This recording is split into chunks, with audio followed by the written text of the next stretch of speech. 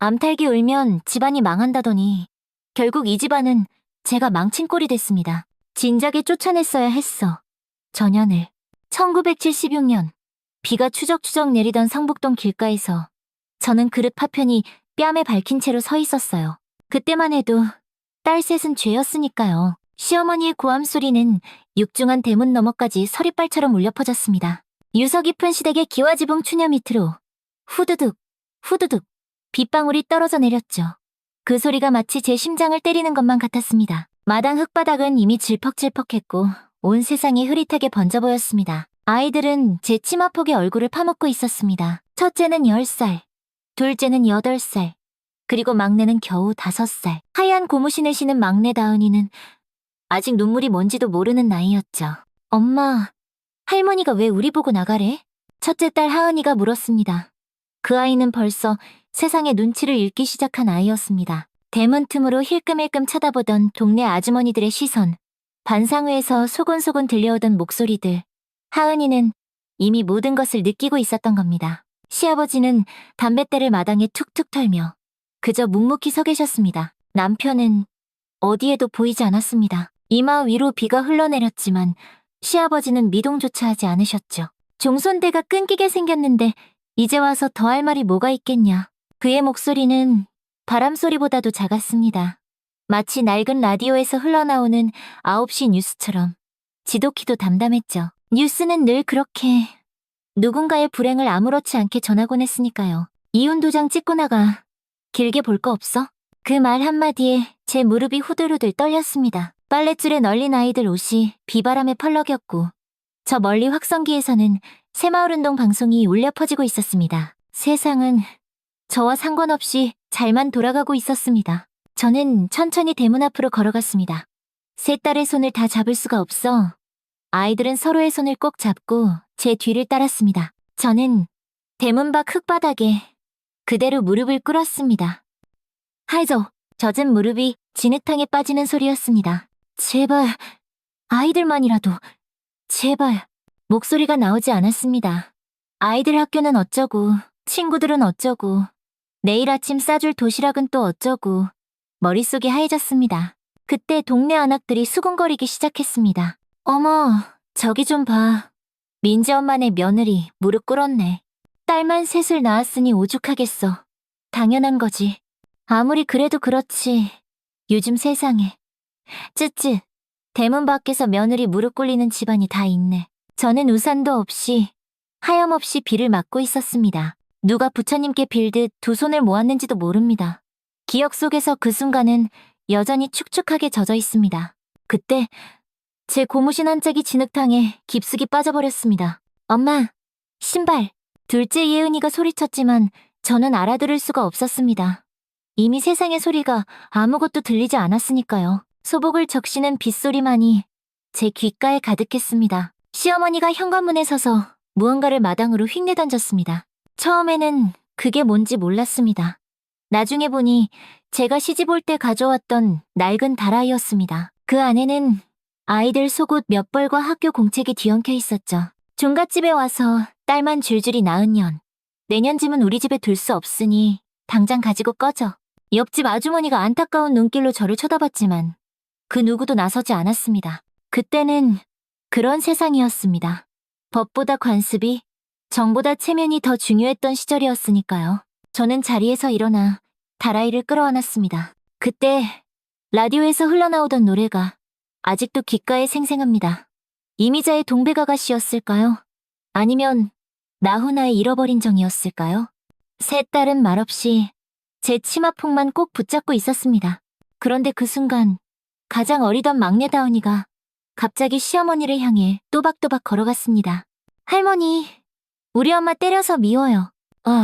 5살 아이의 목소리는 빗소리를 뚫고 너무나 맑게 울려 퍼졌습니다. 아이는 자신의 작은 주머니에서 캐러멜 하나를 꺼내 제 손에 쥐어주었습니다. 시어머니의 얼굴이 순간 일그러졌습니다. 그 순간 시어머니의 눈에서 무언가가 스쳐 지나갔습니다. 주저함이었을까요? 아니면 아주 오래전 자신의 기억이었을까요? 하지만 그것은 바람처럼 찰나에 사라졌고 시어머니는 문을 쾅 닫아버렸습니다. 저는 세 딸의 손을 잡고 성북동 언덕길을 내려왔습니다. 한쪽 발은 고무신을 신고 다른 한쪽은 맨발이었습니다. 그날 비는 밤새 그치지 않았습니다. 그날 밤 우리가 몸을 누일 곳은 시장 근처의 허름한 여인숙이었어요. 천장에 달린 백열전구는 위태롭게 깜빡깜빡 거렸죠. 방바닥은 또 어찌나 차갑던지 그곳에서 저는 제 자신에게 굳게 맹세했습니다. 내 아이들 절대 포기하지 않겠다고. 내 딸들 절대로 굶기지 않겠다고. 엄마, 배고파요. 막내의 목소리에 저는 다라이에서 신문지를 꺼내 펼쳤습니다. 그 속에는 아침에 쪄놓았던 찐빵 한 개가 남아있었죠. 세 조각으로 나누면서 제 눈에서 눈물이 툭 떨어졌습니다. 그날 밤 막내가 잠결에 중얼거렸습니다. 엄마, 내일은 국밥 먹을 수 있어요. 그 말 한마디가 비수처럼 제 가슴을 찔렀습니다. 국밥이라니 아이들이 가장 좋아하던 음식이었습니다. 시어머니가 명절 때마다 큰 솥에 끓여주시던 바로 그 국밥. 갑자기 머릿속에 번개처럼 생각이 스쳤습니다. 국밥, 그래, 국밥이야. 다음 날 아침 저는 여인숙 주인 할머니에게 물었습니다. 할머니, 이 근처에 국밥집 많은 시장이 어디예요? 주인 할머니는 고개를 갸우뚱거리셨죠. 광장시장을 가봐. 거기 국밥 골목이 있긴 한데. 근데 새댁이 거긴 왜? 저는 대답 대신 그저 웃기만 했습니다.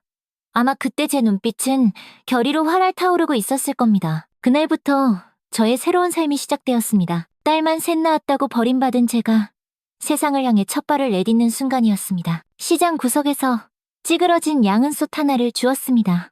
낡고 바닥에 흠집이 많았지만 국을 끓이기에는 충분했죠. 이제부터는 제가 국밥을 끓여야 했으니까요. 국밥으로 세 딸을 먹여 살리겠다.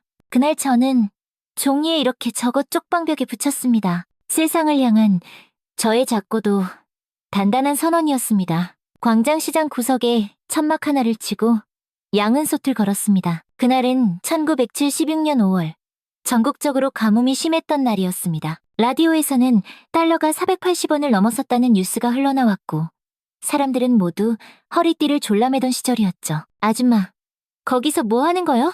시장 입구 생선가게 아주머니가 물었습니다. 손에는 시퍼런 칼이 들려 있었고 앞치마는 생선 비늘로 번들거렸죠. 국밥 팔려고요. 제 목소리는 마른 바람처럼 가늘게 떨렸습니다. 그러자 아주머니는 껄껄 웃었습니다. 아이고, 부잣집 며느님이 국밥을 판다고? 그 고운 손으로 어떻게 시장 국밥을 끓이시려고. 제 손을 보니 정말 희고 깨끗했습니다. 시집살이 할 때도 손에 물 한 방울 안 묻히고 살았으니까요. 하지만 그것도 잠시. 양은솥을 덥석 잡는 순간 뜨거운 통증이 온몸으로 전해졌습니다. 첫 화상의 기억입니다. 아이고, 손 대었네. 조심해야지. 생선가게 아주머니는 얼음 한 덩이를 툭 건네주었습니다. 차가운 얼음이 대인살에 닿자 정신이 번쩍 들었습니다. 저 할 수 있어요. 저는 중얼거렸습니다. 주워온 양은솥을 벅벅 닦으며 또 한 번 다짐했습니다. 해야만 해. 꼭. 처음 끓인 국밥은 정말 형편없었습니다. 무는 너무 질겨 씹을 수가 없었고 고기는 뻣뻣해서 국물의 맛이 하나도 우러나지 않았죠. 설상가상으로 소금을 너무 많이 넣어 짜기까지 했습니다. 그날은 손님이 단 한 명도 없었습니다. 두 딸은 학교를 마치고 돌아와 제 앞에 쭈그려 앉았습니다. 막내는 국밥 냄새를 맡으며 눈을 반짝였죠. 엄마, 이거 먹어도 돼? 아이들은 그 짜디짠 국밥을 한 그릇씩 뚝딱 비웠습니다. 단 한마디 불평도 없이요. 첫째 하은이는 심지어 엄마 국밥이 세상에서 최고야 라며 엄지손가락까지 치켜세웠습니다. 그 모습에 저는 눈물을 꼭 참을 수 없었습니다. 하지만 곧 깨달았습니다. 이제는 울 시간조차 없다는 것을요. 울음 대신 국물을 더 끓여야 했습니다. 둘째 날도 셋째 날도 손님은 없었습니다. 시장 사람들은 그저 호기심 어린 눈으로 저를 힐끔힐끔 쳐다볼 뿐이었습니다. 딸셋 때리고 남편도 없이 어떻게 살려고 저러나. 종갓집 며느리라더니 쫓겨났나 봐. 아이고, 불쌍해라. 저 고운 손으로 어떻게 국밥을 끓인다고. 귓가에 들리는 소리들이 칼보다 더 날카롭게 밝혔습니다. 그러나 저는 침묵했습니다. 내 딸들을 위해 국밥을 더 맛있게 끓이는 법을 연구하는 데에만 모든 정신을 쏟았습니다. 넷째 날 아침이었습니다. 시장 입구에서 웬 할아버지 한 분이 천천히 걸어오셨습니다. 낡은 중절모에 지팡이를 짚은 노인이었죠. 세댁, 국밥 한 그릇 주시겠어? 첫 손님이었습니다. 떨리는 손으로 국밥 한 그릇을 정성껏 떠드렸습니다. 소금 간도 적당히, 무는 푹 익히고 고기도 부드럽게 삶았습니다. 할아버지는 천천히 국물을 한 숟가락 떠서 입에 넣으셨습니다. 그리고는 이 국물에서 눈물 맛이 나는구먼. 저는 깜짝 놀랐습니다. 제가 국물에 눈물을 떨어뜨린 적은 없었거든요. 할아버지는 고개를 끄덕이며 말없이 국밥을 계속 드셨습니다. 세댁, 국밥은 그냥 끓이는 게 아니야. 정성으로 끓이는 거지. 이 국물에 세댁의 젊은 어머니의 정성이 그대로 녹아있구먼. 할아버지는 그릇을 깨끗이 비우고 돈을 내셨습니다. 그리고 지팡이를 짚고 일어서며 말씀하셨죠. 내일도 올 테니 국밥 끓여놓게. 그 말 한마디가 제 삶을 통째로 바꾸었습니다. 다음 날부터 정말 신기하게도 손님이 하나둘 늘어나기 시작했습니다. 시장 상인들도 점심시간에 한 그릇씩 먹으러 왔죠. 아주머니, 국밥 정말 맛있네요. 내일도 올게요. 아이고, 무가 어쩜 이렇게 부드러워. 비법이 뭐예요? 이 시래기는 어디서 구했어요? 씹는 맛이 일품이네. 국밥 맛에 대한 칭찬은 늘었지만 그보다 더 많은 것은 질문이었습니다. 남편은 어디 갔어요? 애들 아빠는 왜 안 보여요? 혼자서 어떻게 장사하고 애들 셋을 키워요? 그런 질문들에 저는 대답하지 않았습니다. 그저 빙그레 미소 지으며 국밥을 더 맛있게 끓이는 데에만 집중했죠. 어느 날 국민학교 선생님이 가정방문을 오셨습니다. 첫째, 하은이의 담임 선생님이셨죠? 하은이 어머님, 하은이가 학교에서 공부를 아주 잘합니다. 선생님은 국밥을 드시면서 이야기를 이어가셨습니다. 그런데 요즘 도시락을 안 싸와서요. 다른 아이들이 좀 놀린다고 하더군요. 저는 그 말에 가슴이 쿵 하고 무너져 내렸습니다. 장사 준비에 바빠 아이들 도시락을 제대로 챙겨주지 못했던 겁니다. 아침부터 국밥을 끓이다 보면 아이들 도시락은 늘 뒷전이 되곤 했으니까요. 죄송합니다. 앞으로는 꼭. 선생님은 손을 저으셨습니다. 아닙니다. 그게 아니라 하은이가 정말 대단해서 말씀드리는 겁니다. 어제 장문 시간에 우리 엄마의 국밥이라는 글을 썼는데 글쎄 전교생이 다 울었답니다. 선생님은 주머니에서 꾸깃꾸깃한 종이 한 장을 꺼내주셨습니다. 하은이의 예쁜 글씨체로 쓰인 장문이었습니다. 우리 엄마는 국밥 장수입니다. 엄마의 국밥은 세상에서 제일 맛있어요. 엄마는 매일 새벽에 일어나 국밥을 끓입니다. 손에 물집이 생겨도 뜨거운 연탄불 앞에서도 엄마는 절대 울지 않아요. 다른 애들은 엄마가 국밥 장수라고 놀리지만 저는 하나도 안 창피해요. 우리 엄마가 세상에서 제일 자랑스러워요. 우리 엄마의 국밥에는 마법이 있거든요. 한 그릇 먹으면 배고픔이 사라지고 슬픔도 모두 사라져요. 저도 커서 엄마처럼 누군가에게 따뜻한 국밥을 만들어주는 사람이 되고 싶어요. 눈물이 앞을 가려 더 이상 글을 읽을 수가 없었습니다. 그때 선생님이 말씀하셨습니다. 이 아이, 장학금 받을 만합니다.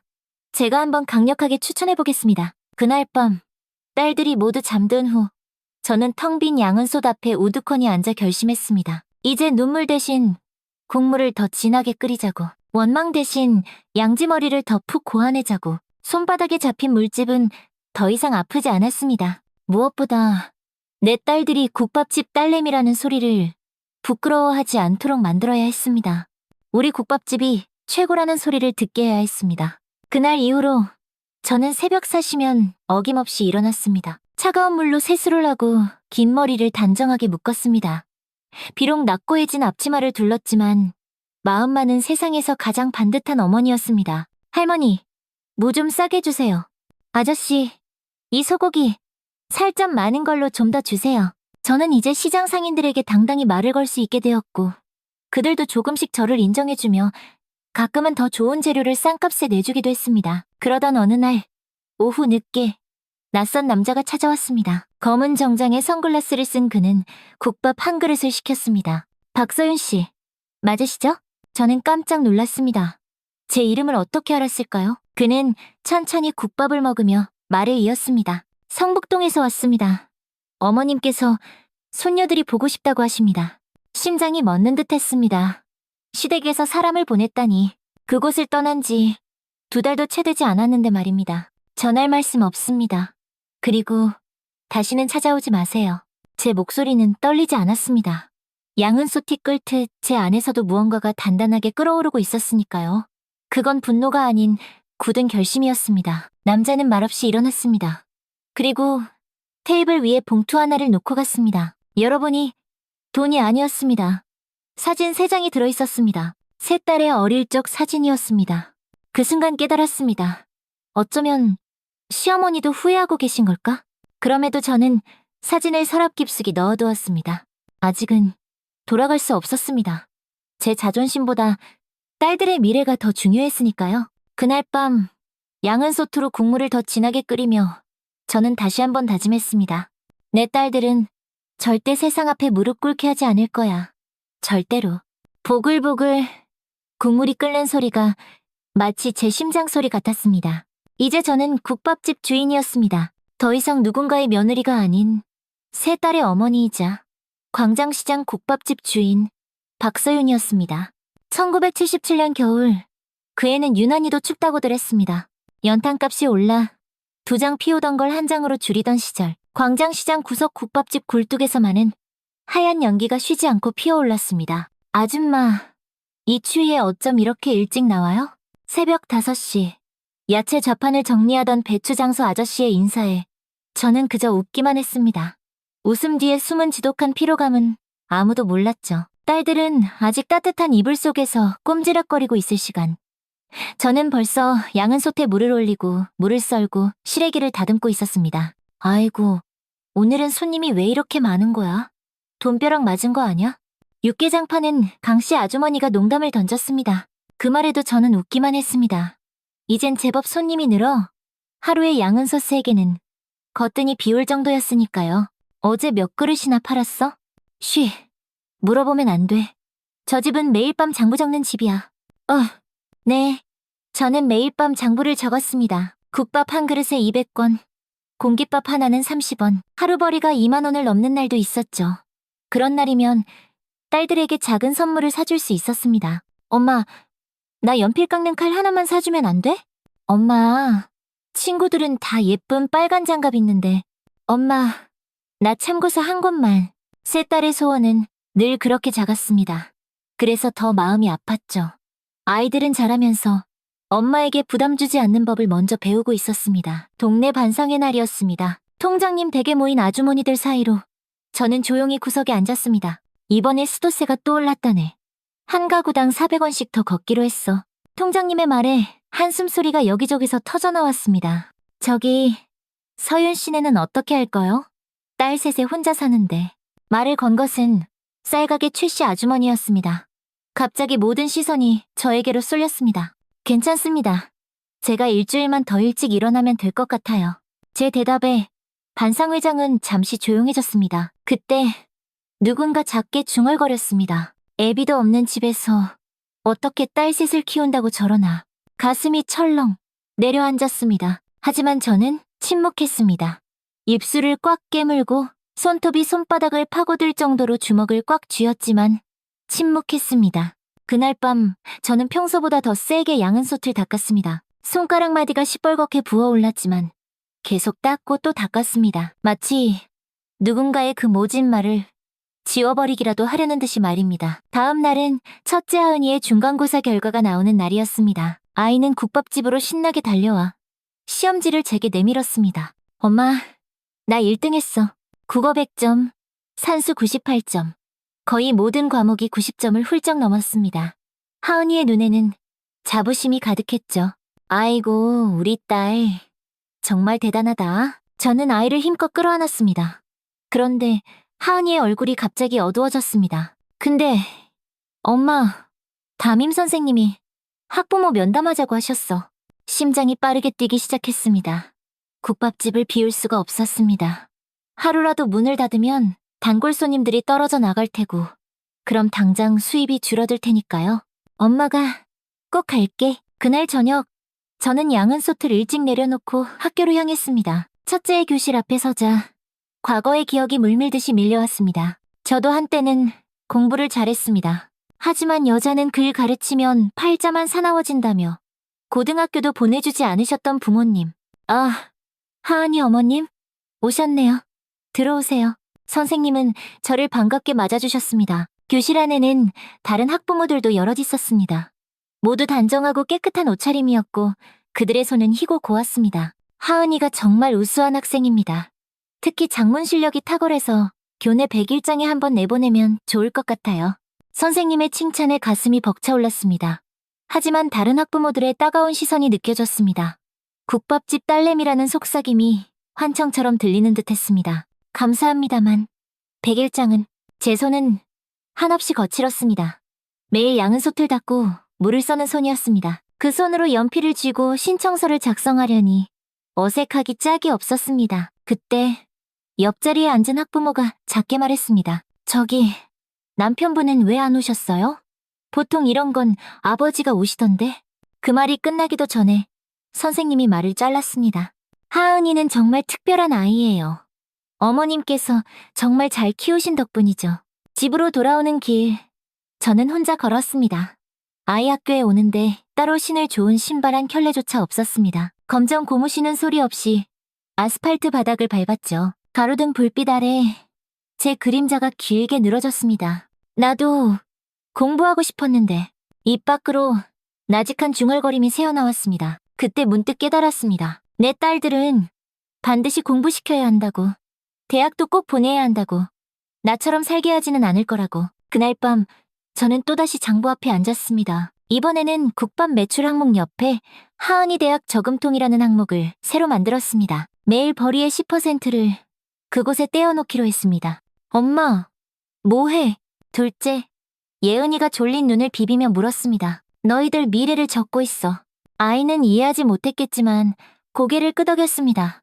그리고는 제 옆에 가만히 앉아 장부를 구경했습니다. 엄마, 나도 나중에 장사할 거야?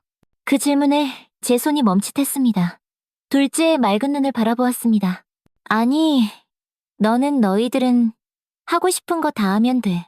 아이는 제 팔에 머리를 기댔습니다. 근데 엄마처럼 국밥 끓이는 것도 좋을 것 같아. 엄마 국밥은 세상에서 제일 맛있으니까. 눈물이 핑 돌았습니다. 딸의 머리를 쓰다듬으며 속으로 수없이 다짐했습니다. 내 딸들은 꼭 다른 삶을 살게 해줄 거야. 반드시. 1978년 봄, 광장시장 서윤이네 국밥집은 이제 제법 소문이 났습니다. 아침 일찍부터 줄을 서는 손님도 생겼고 저는 이제 도우미, 아주머니 한 분을 고용할 만큼 형편이 나아졌죠. 서윤 씨, 오늘은 일찍 들어가. 애들 학교에 참관 수업 있다며. 도우미 정아 이모의 말에 저는 감사히 고개를 숙였습니다. 이제는 가끔 일찍 마감하고 아이들 학교 행사에도 참석할 수 있게 되었습니다. 그런 날 오후 시장을 나서는데 누군가 제 이름을 불렀습니다. 서윤 씨? 돌아보니 낯익은 얼굴이었습니다. 성북동 시절 바로 옆집에 살던 아주머니였습니다. 아이고 세상에, 정말 서윤 씨 맞네. 지금 어떻게 지내? 그분은 저를 위아래로 찬찬히 훑어보셨습니다. 제 거친 손, 얼룩진 앞치마, 낡은 검정 고무신까지. 소문 들었어. 시장에서 국밥집 한다고. 딸들은 잘 크고 있어? 저는 그저 고개만 끄덕였습니다. 왠지 모르게 말문이 턱 막혔습니다. 그날 정말 미안했어. 아무 말도 못하고 누구 하나 나서서 말리지도 못하고. 최 씨 아주머니의 눈에 눈물이 그렁그렁 고였습니다. 그제야 제 마음도 조금 풀리는 듯 했습니다. 괜찮아요. 저희는 잘 지내고 있어요. 아주머니는 깊은 한숨을 내쉬었습니다. 근데 그거 알아? 그 집, 요새 말이 많아. 아들이 사업에 손을 댔다가 아주 큰 빚을 졌다더라. 시아버님도 몸져 누우시고 많이 편찮으시다는 소문이야. 가슴 한편이 쿡 쑤셔왔습니다. 그래도 저는 아무 말도 하지 않았습니다. 혹시 남편 소식은 들었어? 정말 이혼까지 했다는 소문이 맞아? 그 질문에도 저는 고개를 저었습니다. 이혼 서류에 도장을 찍긴 했지만 그 후 어떻게 됐는지 알 길이 없었습니다. 남편은 그 후로 단 한 번도 저를 찾아온 적이 없었으니까요. 몇 번 시댁에서 사람이 오긴 했지만 그는 오지 않았습니다. 아주머니, 전 이만 가볼게요. 아이들이 기다려서요. 에? 최 씨 아주머니는 안쓰러운 눈길로 저를 바라보았습니다. 서윤아, 정말 대단하다. 너는 정말 대단한 사람이야. 그 말을 뒤로하고 집으로 돌아오는 길, 초여름의 선선한 바람이 제 머리카락을 부드럽게 흩날렸습니다. 어둑해진 하늘에 별이 하나둘씩 보이기 시작했습니다. 국밥집 앞에 도착하니 세 딸이 마당에 옹기종기 모여 앉아 공부를 하고 있었습니다. 첫째는 시험 준비를, 둘째는 산수 문제를, 막내는 삐뚤빼뚤 한글 공부를 하고 있었죠. 그 모습을 보니 가슴이 뭉클해졌습니다. 저는 소리 없이 그 아이들 뒤에 섰습니다. 제 그림자가 아이들을 포근히 덮었고 막내가 먼저 저를 알아챘습니다. 엄마다. 아이들이 와르르 달려와 제 품에 안겼습니다. 그 순간 저는 깨달았습니다. 침묵은 약함이 아니라 강함이었다는 것을, 제 침묵이 이 세 아이들을 굳건히 지켜주고 있다는 것을. 자, 오늘 저녁은 뭐 먹을까? 제가 묻자 막내가 신이 나서 외쳤습니다. 국밥. 엄마 국밥이 세상에서 제일 맛있어요. 그날 밤 양은 솥에 국물을 끓이며 저는 생각했습니다. 아직 갈 길이 멀었지만 적어도 이제 누구에게도 무릎 꿇지 않을 힘이 생겼다고. 그 힘은 바로 나의 사랑하는 세 딸이라고. 연탄불의 불씨가 환하게 타오르며 양은 솥 밑을 뜨겁게 데웠습니다. 마치 제 가슴 속에서 활활 타오르는 희망처럼 뜨겁고도 강렬하게 말입니다. 엄마, 나 대학 갈래요. 1980년 가을, 이제 막 국민학교 2학년이 된 막내 다은이가 국밥집 안에서 불쑥 말했습니다. 옷깃에는 항상 애국조 배지가 반짝반짝 빛나고 있었죠. 그래, 가야지. 우리 다은이 꼭 대학 가야지. 저는 국자로 국물을 젓다 말고 웃으며 대답했습니다. 유리창 너머로 보이는 가을 하늘이 유난히 높고 푸르렀습니다. 라디오에서는 김추자의 님은 먼 곳에가 흘러나오고 있었지요. 선생님이 그러는데 요즘은 여자도 대학 많이 간대요. 그리고 여학생 특별 장학금도 있대요.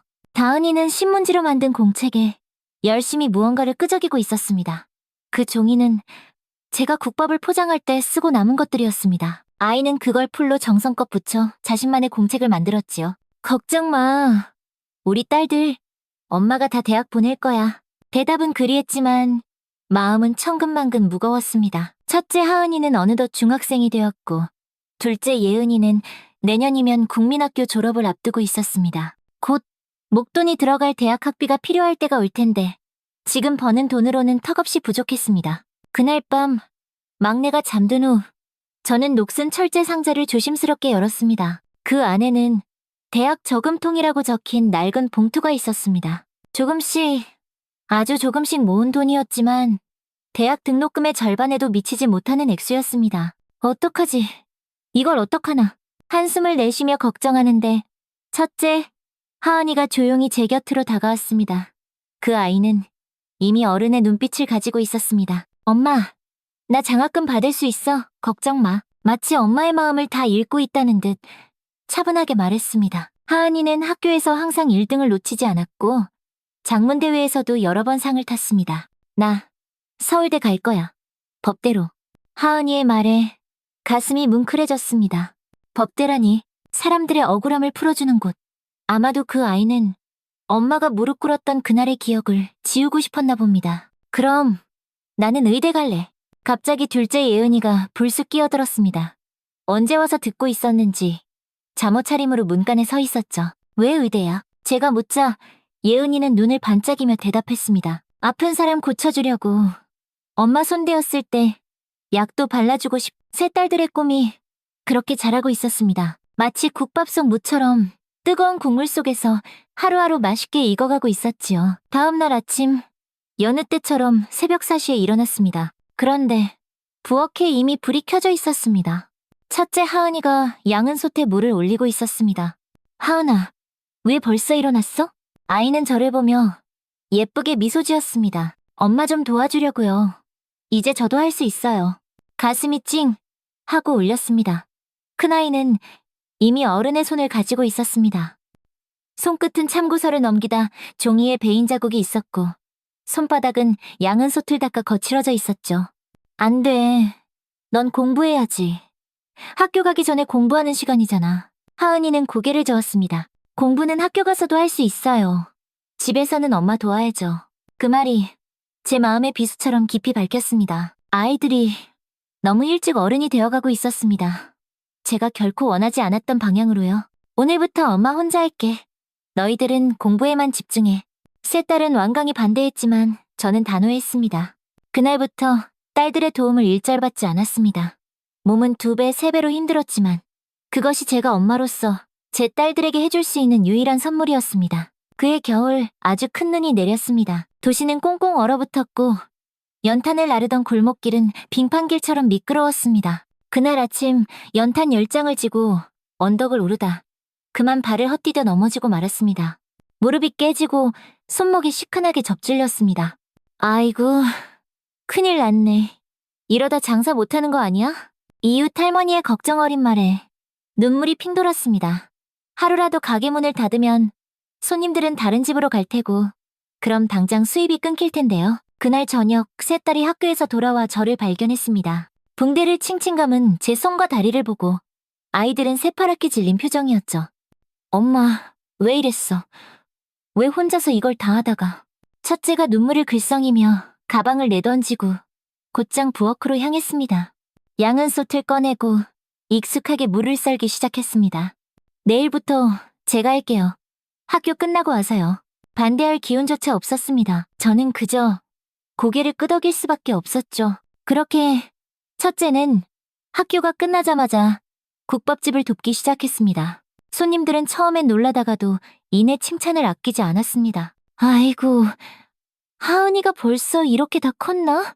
어쩜 국물 맛이 엄마랑 똑같네. 공부도 그렇게 잘한다면서? 이야, 정말 대단하다, 대단해. 그러던 어느 날, 첫째가 학교길에 작은 상자를 들고 왔습니다. 예쁜 포장지로 쌓인 그것을 제게 수줍게 건넸습니다.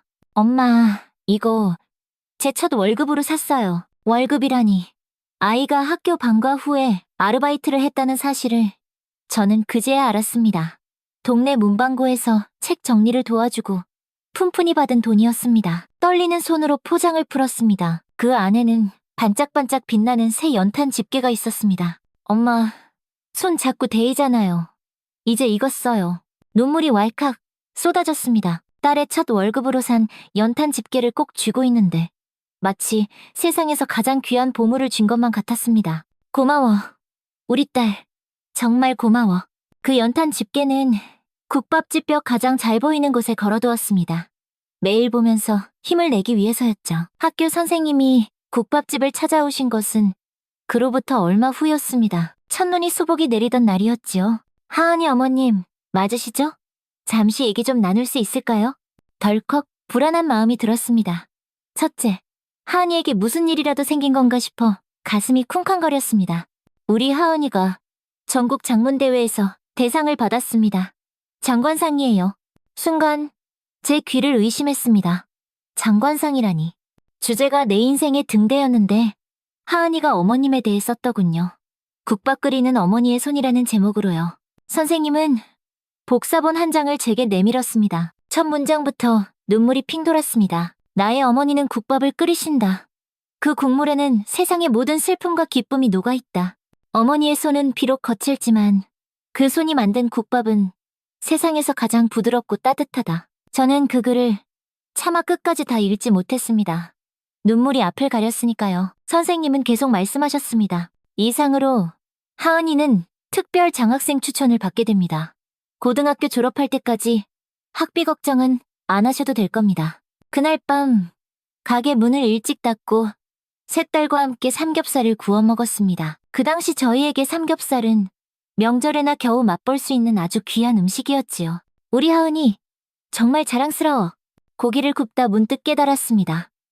이제 첫째의 대학 진학 때까지 돈을 모으면 어느 정도 해결된 셈이었습니다. 하지만 둘째, 셋째는 어떡하지? 걱정 마세요, 엄마.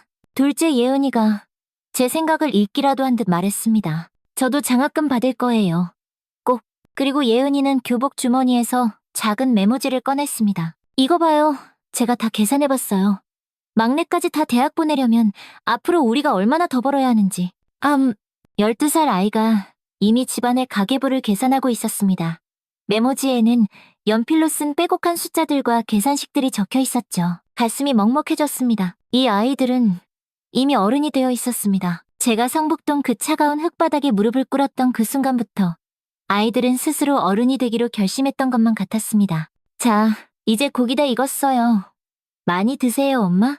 셋째 다은이가 젓가락으로 잘 익은 고기 한 점을 제 그릇에 살포시 담아주었습니다. 9살 아이의 손길이 마치 친정어머니처럼 느껴졌습니다. 창밖으로 첫눈이 하염없이 내리고 있었습니다. 1980년의 겨울, 저는 비로소 희망을 보았습니다. 그것은 첫눈처럼 아주 소리 없이 제 마음에 내려앉은 희망이었습니다. 그날 밤 양은 솥을 닦으며 저는 문득 웃음을 지었습니다. 세 딸이 각자의 꿈을 향해 힘차게 달려가는 모습이 눈앞에 선명하게 그려졌기 때문입니다. 법대, 의대, 그리고 아직 정하지 못한 막내의 미래까지. 내 딸들은 반드시 내 손으로 지키고 키워낼 거야. 열심히 살다 보니 시간 가는 줄도 모르고 일만 했습니다. 큰아이가 어느새 고등학교 3학년이 되었지요. 어느 날과 다름없는 평범한 저녁, 아이들과 늦은 저녁, 식사를 하고 있었습니다. 그때 요란하게 전화벨이 울렸습니다. 밤 10시가 넘은 시간, 누구일까 싶어 수화기를 들었습니다. 여보세요? 서윤 씨, 나야.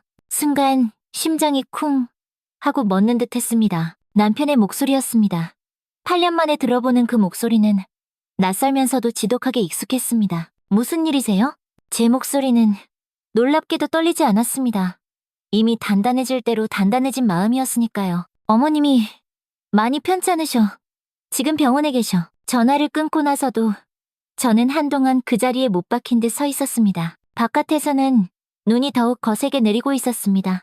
창가에 선 제 모습이 유리창에 희미하게 비쳤습니다. 그 얼굴은 더 이상 시댁에서 쫓겨났던 28살 새댁의 얼굴이 아니었습니다. 세 딸을 키우며 국밥집을 억척같이 일군 32살의 강인한 여인의 얼굴이었습니다. 엄마, 무슨 전화예요? 첫째 하은이가 물었습니다. 저는 잠시 망설이다 결국 사실대로 말했습니다. 친할머니께서 많이 편찮으시다고 하네.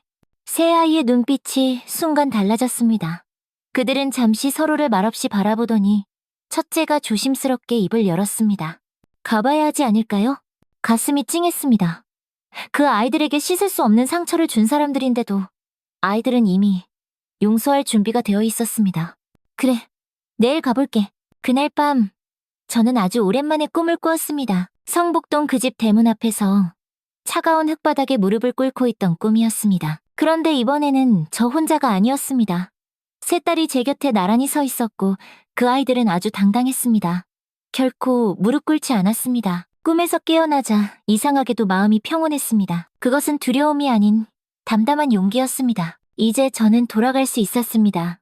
더 이상 도망치는 것이 아니라 당당히 마주할 수 있었습니다. 눈이 펑펑 내리는 아침, 저는 국밥집 문을 하루 닫고 성북동으로 향했습니다. 1984년 1월의 공기는 마치 얼음장처럼 차가웠습니다. 병원에 도착하니 70년대 중반에 지어진 낡은 시멘트 건물이 회색 하늘 아래 더욱 음침해 보였습니다. 현관문을 열자 특유의 소독약 냄새가 코를 훅 찔렀습니다.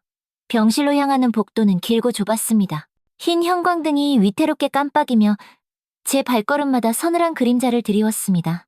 병실 문 앞에 서자 심장이 주먹만하게 쪼그라드는 것 같았습니다. 문을 열기 전 저는 깊게 숨을 들이쉬었습니다. 이제 더는 무릎 꿇지 않을 거야. 스스로에게 단단히 다짐했습니다. 누구세요? 문을 열자 낯선 여자가 경계하며 물었습니다. 아마도 간병인이거나 다른 친척인 듯 했습니다.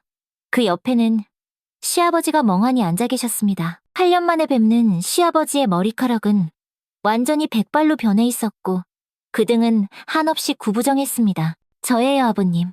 시아버지는 천천히 고개를 들어 저를 보셨습니다. 그분의 눈에는 놀라움과 당혹감 그리고 복잡한 감정이 교차했습니다. 왔구나. 단 한마디였지만 그 목소리에는 수만 가지 감정이 섞여 있었습니다. 저는 고개를 숙여 인사드리고 병상으로 다가갔습니다. 시어머니는 백발이 된 채 산소호흡기에 의지해 누워 계셨습니다. 한때 저를 호통치며 내쫓던 그 위험 있던 모습은 온데간데 없고 앙상한 뼈만 남아 새처럼 여위어 있었습니다. 어머니, 제 목소리에 그분의 눈꺼풀이 미세하게 움직였습니다. 메마른 입술이 떨리더니 아주 작은 소리가 새어나왔습니다. 국, 밥. 저는 깜짝 놀랐습니다. 제 귀를 의심했습니다. 어머니, 저 서윤이에요. 알아보시겠어요? 시어머니의 눈이 아주 천천히 떠졌습니다.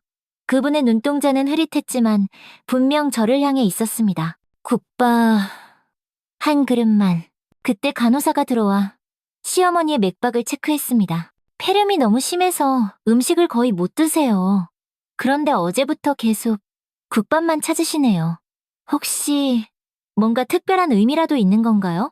저는 대답하지 못했습니다. 목이 꽉 메어와서 아무 말도 할 수가 없었습니다. 시어머니 옆에 앉아 그분의 손을 조심스럽게 잡았습니다. 한때 저를 무시하고 모욕하고 내쫓았던 그 손은 이제 앙상한 나뭇가지처럼 차갑고 가벼웠습니다.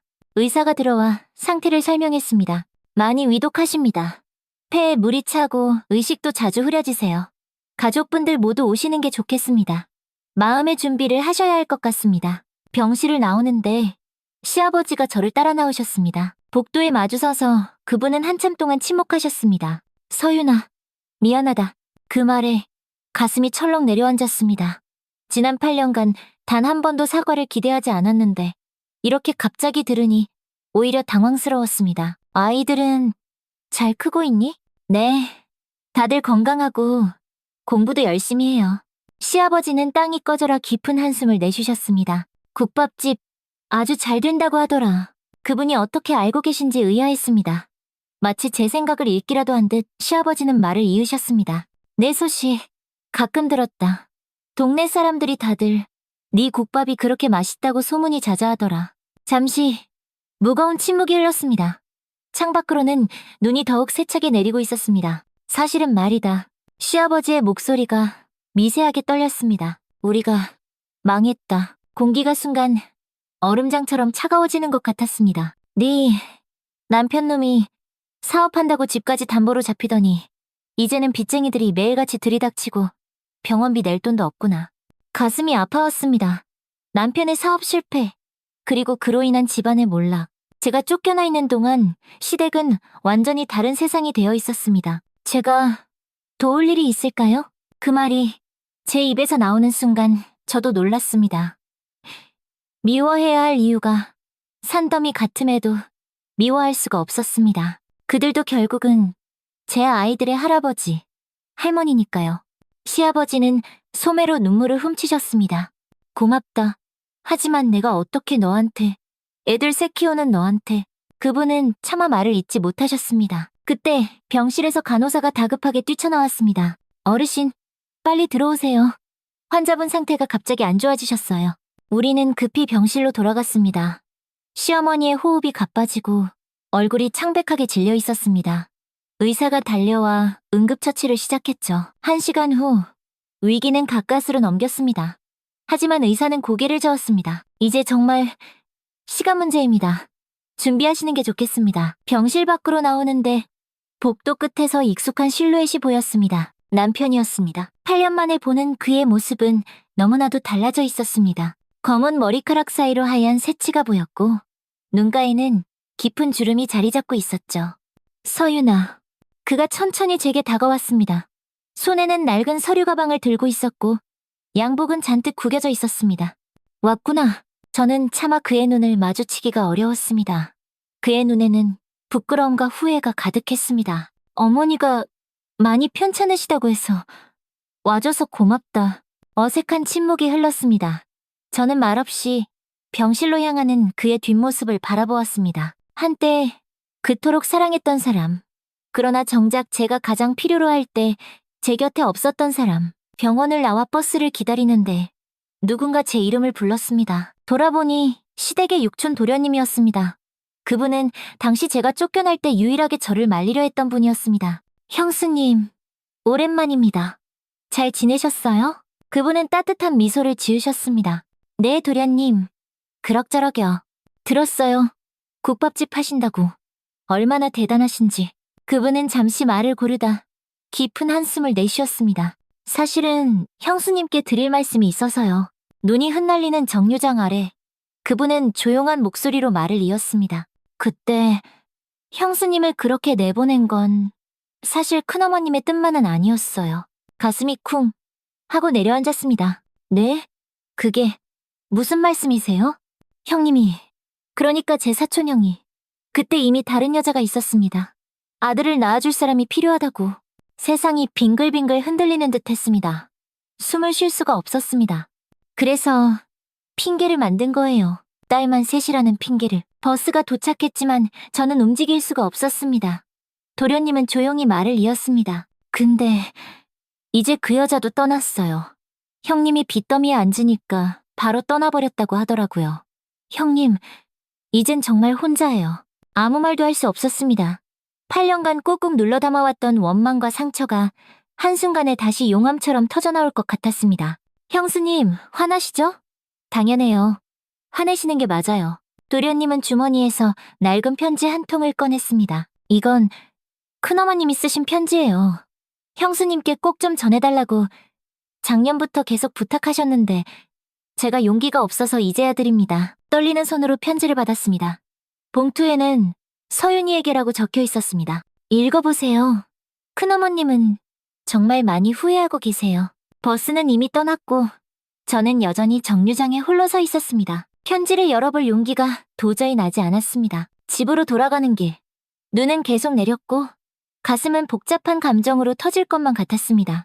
국밥집에 도착하니 정아 이모가 걱정스러운 표정으로 저를 기다리고 있었습니다. 어이구, 서윤아. 큰일 났어. 가슴이 철렁했습니다. 아이들이요? 애들한테 무슨 일 있어요?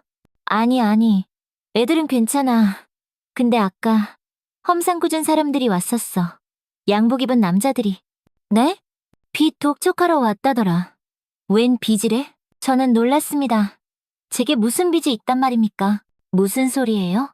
제가 빚진 건 없는데요. 그 사람들 말로는 네 남편, 아니 전 남편 빚이라는데 이혼하기 전에 네가 보증을 섰다나 뭐라나 서명을 위조했거나. 다리에 힘이 쭉 풀렸습니다. 저는 의자에 털썩 주저앉았습니다. 그 사람들 이거 명함 두고 갔어. 내일 다시 온다고 으름장을 놓더라. 명함을 보니 대한금융이라고 적혀 있었습니다. 전 남편이 제 이름으로 보증서를 위조했다니. 세상에, 어떻게 이런 일이. 저녁이 되어 딸들이 학교에서 돌아왔습니다. 첫째는 내일이면 대학 입시를 위한 중요한 모의고사가 있다고 했고, 둘째는 교내 과학경시대회에서 상을 탔다고 자랑했습니다. 셋째는 새 참고서를 사달라고 조르고 있었지요. 아이들의 해맑은 얼굴을 보니 갑자기 눈물이 왈칵 쏟아질 것 같았습니다. 이 아이들에게 어떻게 이런 끔찍한 일이 생겼다고 말할 수 있을까요? 겨우 안정을 찾아가던 우리 가족인데. 엄마, 할머니는 어떠셨어요? 첫째 하은이가 물었습니다. 저는 아이들에게 모든 걸 말해야 할지 한참을 망설였습니다. 시댁의 몰락, 남편의 배신, 그리고 이 빚 문제까지. 많이 편찮으셔. 그리고 너희들 보고 싶어 하셨어. 그것만 말했습니다. 아직은 아이들에게 더 큰 짐을 지울 수 없었습니다. 그럼 우리도 한번 가볼까요? 둘째, 예은이가 조심스럽게 제안했습니다.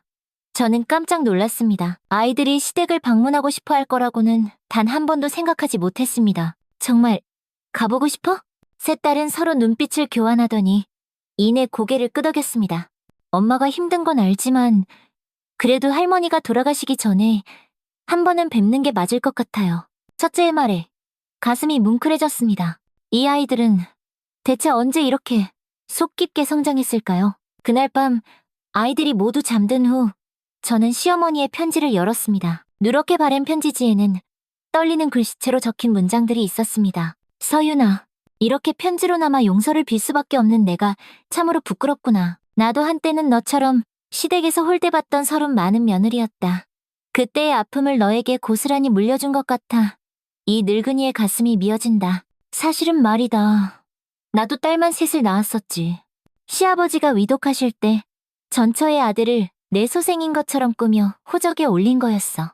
그 아이가 바로 너의 남편이지. 그런데 내가 왜 너에게 그런 모진 아픔을 주었는지 용서해다오. 아가, 이제 와서 이런 말이 다 무슨 소용이 있겠냐만. 네 딸들 정말 잘 컸다더구나. 한 번만, 딱 한 번만 보고 싶구나. 내가 잘못했다. 정말로 편지를 읽는 내내 눈물이 멈추지 않았습니다. 시어머니도 저와 같은 아픔을 겪었다니. 그런데 도대체 왜 저에게 같은 아픔을 대물림하셨을까요? 다음날 아침 문을 쾅쾅 두드리는 소리에 잠에서 깼습니다. 검은 양복을 입은 두 남자가 험악한 얼굴로 서 있었습니다. 박서윤 씨 맞으십니까? 대한금융에서 나왔습니다. 위협적인 태도로 그들은 2천만 원의 빚을 당장 갚으라고 독촉했습니다. 1980년대 초반 2천만 원은 저에게 그야말로 천문학적인 금액이었습니다. 국밥집을 10년, 20년 해도 모을 수 없는 돈이었죠. 일주일 안에 갚지 않으면 이 가게 우리가 접수하겠습니다. 그들이 떠난 후 저는 텅 빈 양은솥 앞에 주저앉았습니다. 이제 어떻게 해야 할까요? 모든 것을 잃을 위기에 처했습니다. 8년간 피땀 흘려 일군 이 국밥집, 딸들의 미래, 그리고 우리의 작은 보금자리까지. 그때 전화벨이 따르릉 하고 울렸습니다. 여보세요? 서윤 씨? 병원입니다. 어머님 상태가 급격히 나빠지셨어요. 빨리 오셔야겠습니다. 전화를 끊고 우두커니 서 있는데 갑자기 가게 문이 벌컥 열렸습니다. 첫째, 하은이었습니다. 엄마, 무슨 일 있어요? 아까 그 사람들 누구예요? 하은이의 눈은 이미 모든 것을 알고 있는 듯 했습니다. 더는 숨길 수가 없었습니다. 아버지가 진 빚이 있나 봐. 우리 가게가 위험해. 하은이는 잠시 침묵했습니다. 그리고는 믿을 수 없을 만큼 결연한 목소리로 말했습니다. 엄마, 일단 할머니한테 먼저 가보세요. 이 문제는 제가 알아볼게요. 하은아, 네가 뭘 어떻게... 엄마, 저 법대 갈 거라고 했잖아요. 이미 민법 공부 혼자 시작했어요. 남편이 아내 몰래 진 보증은 법적으로 효력이 없을 수도 있어요. 18살 소녀의 눈에는 이미 어른의 결단력이 담겨 있었습니다. 그리고 우리 셋이서 다 의논했어요. 엄마, 절대 쓰러지면 안 돼요. 엄마는 우리의 전부니까요. 그 말에 눈물이 왈칵 쏟아졌습니다. 제가 딸들을 키운 게 아니었습니다. 딸들이 오히려 저를 지켜주고 있었습니다. 시장을 나서는데 맞은편에서 도련님이 급히 달려오고 있었습니다. 형수님, 큰일 났어요. 큰어머님이. 저는 그 말이 채 끝나기도 전에 미친 듯이 뛰기 시작했습니다. 버스를 타고 병원으로 향하는 내내 창밖으로 흩날리는 눈을 보며 생각했습니다. 딸만 셋을 낳았다고. 그래서 쫓겨났지만 버스가 병원 앞에 급정거했습니다. 급히 내리려는데 발이 미끄러져 휘청 하고 넘어질 뻔했습니다. 그때 누군가 제 팔을 강하게 잡아주었습니다. 조심해. 남편이었습니다. 그의 눈은 핏발이 선 채 붉게 충혈되어 있었습니다. 어머니가 위독하세요. 말없이 병원으로 함께 뛰어들어갔습니다. 복도를 지나 병실로 향했습니다. 문을 열자 시어머니는 산소 마스크를 쓴 채 아주 힘겹게 숨을 몰아쉬고 계셨습니다. 어머니, 침대 옆에 다가가 시어머니의 손을 잡았습니다. 그 손은 얼음장처럼 차갑고 가벼웠습니다. 희미한 목소리로 시어머니가 제 이름을 불렀습니다. 그분의 눈에서 뜨거운 눈물 한 방울이 흘러내렸습니다. 말을 잇지 못하고 시어머니는 제 손을 꼭 쥐셨습니다. 그리고는 무언가를 제게 건네주려 하셨습니다. 그것은 작고 낡은 유기 그릇이었습니다. 제가 성북동에서 밥을 먹던 바로 그 국밥 그릇. 이거 너 주려고 간직했다.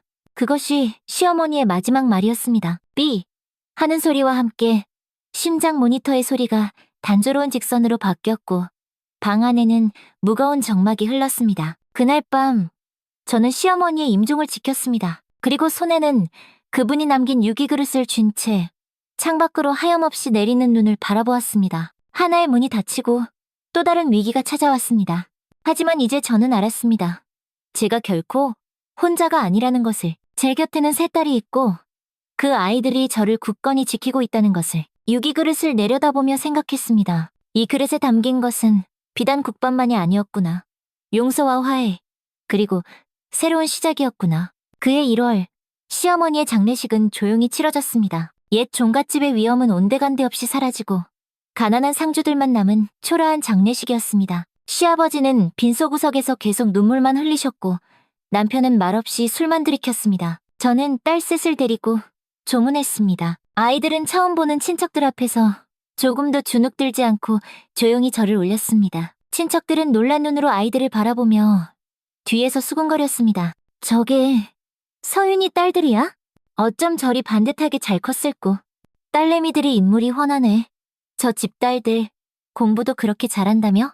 그런 속삭임이 들렸지만 아이들은 조금도 흔들리지 않았습니다.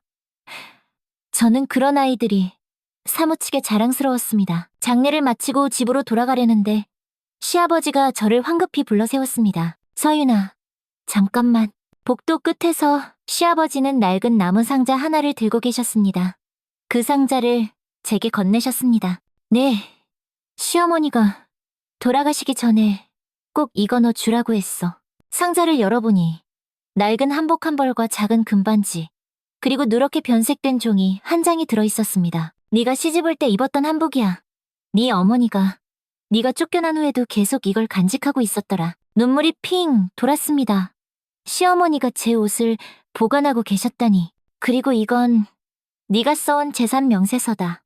종이를 보니 집문서와 땅문서, 그리고 빚 내역까지 상세히 적혀 있었습니다. 이제 우리 집은 네 남편이 진 빚 때문에 전부 경매에 넘어갈 게다.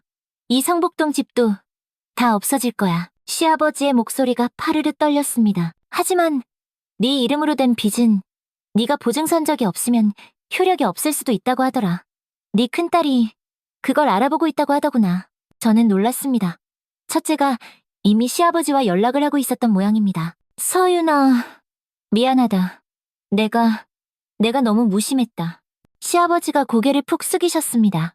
한때 위험 넘치던 그분이 이제는 한없이 작아 보였습니다. 집으로 돌아오는 길, 세 딸과 함께 눈 쌓인 길을 걸었습니다. 내리는 눈은 우리의 발자국을 금세 하얗게 지워버렸습니다. 엄마, 첫째, 하은이가 저를 불렀습니다. 오늘 그 사람들 또 왔었어요. 빚 독촉하는 사람들요. 가슴이 철렁 내려앉았습니다. 근데 제가 이미 변호사 사무실에 전화해서 다 물어봤어요. 엄마 서명 없이 아빠가 멋대로 진 빚은 법적으로 효력이 없대요. 증거만 확실히 있으면 돼요. 17살 소녀의 눈에는 어른의 결단력이 담겨 있었습니다. 하은아, 너는 공부에만 집중해. 이건 엄마가 알아서. 안 돼요, 엄마. 우리가 도울 거예요. 둘째, 예은이가 불쑥 끼어들었습니다. 우리도 이제 다 컸어요. 이건 더 이상 엄마 혼자만의 싸움이 아니에요. 눈물이 왈칵 쏟아졌습니다. 대체 언제부터 이 작은 아이들이 저의 이렇게 든든한 기둥이 되었을까요? 국밥집에 도착하니 문 앞에 누군가 기다리고 있었습니다. 전 남편이었습니다. 서윤아. 그는 술에 취해 있었습니다. 딸들은 경계하는 눈빛으로 그를 날카롭게 바라보았습니다. 저희 들어갈게요, 엄마. 첫째가 말하며 동생들을 데리고 안으로 휙 들어가 버렸습니다. 이제 제 앞에는 전 남편만 덩그러니 남았습니다. 할 말 뭐야? 제 목소리는 얼음장처럼 차가웠습니다. 그는 흔들리는 목소리로 더듬더듬 말했습니다. 미안해. 정말 미안하다. 남편은 제 앞에 털썩 무릎을 꿇었습니다. 8년 전 성북동 그 흙바닥에서 제가 무릎 꿇었던 바로 그 자세 그대로였습니다. 나 때문에 내가 모든 걸 망쳤는데 그런데도 어머니 임종을 지켜줘서 정말 고맙다. 눈앞의 광경이 도무지 믿기지 않았습니다. 한때 저를 비정하게 버렸던 그 사람이 이제는 제 앞에 무릎을 꿇고 용서를 빌고 있었습니다. 일어나. 제 목소리는 단호했습니다. 무릎 꿇지 마. 그건 아무것도 해결해주지 못해. 그는 천천히 일어났습니다. 눈물과 콧물로 범벅이 된 얼굴이었습니다. 난 정말 형편없는 남편이었어. 그래, 넌 나쁜 남편이었어. 솔직하게 말했습니다. 더는 숨길 필요도 감출 필요도 없었습니다. 하지만 다 지나간 일이야. 이제 중요한 건 우리 딸들이야. 여전히 사랑이 남아있었는지 아니면 지독한 미움뿐이었는지 저도 제 마음을 알 수 없었습니다. 하지만 한 가지는 확실했습니다. 이제 우리는 완전히 다른 사람이 되어 있다는 것. 서윤아, 나도 도울게. 그 빚 문제 내가 어떻게든 해결할게. 그의 말에 희미한 희망이 보였습니다. 하지만 한편으로는 불안했습니다. 그가 또 다른 실수를 저지르지는 않을까 하는 두려움이 있었죠. 어떻게? 내 인감 증명서가 있어. 네 이름으로 위조된 서명. 그걸 내가 증명할 수 있어. 남편의 말에 저는 깜짝 놀랐습니다. 그도 자신의 잘못을 인정하고 바로잡으려는 의지가 보였습니다. 알았어. 하지만 딸들에게 더 이상 상처 주지 마. 그는 말없이 고개를 끄덕였습니다. 그리고는 주머니에서 작은 봉투를 꺼냈습니다. 이건 내가 가지고 있던 마지막 돈이야. 많지는 않지만 봉투 안에는 현금 50만 원이 들어있었습니다. 1980년대 초반, 결코 적지 않은 금액이었습니다. 고마워. 하지만 돈보다는 딸들에게 좋은 아버지가 되어줘. 그날 밤 남편은 국밥집 옆 작은 쪽방에서 묵었습니다. 딸들은 처음엔 아버지를 경계했지만 시간이 지나면서 조금씩 마음을 열기 시작했습니다. 다음 날 아침, 어김없이 검은 양복을 입은 남자들이 다시 찾아왔습니다. 박소윤 씨, 약속한 기한이 지났습니다. 이제 이 가게, 우리가 압류하겠습니다. 그때 남편이 그들 앞을 막아섰습니다. 잠깐만요. 제가 박서윤 씨 남편입니다. 이 빚은 명백한 불법입니다. 남편은 서류 뭉치 하나를 꺼내 보였습니다. 인감 증명서와 위조된 서명이 찍힌 서류들이었습니다. 이건 제가 다른 사람을 시켜 위조한 겁니다. 제 아내는 아무것도 모릅니다.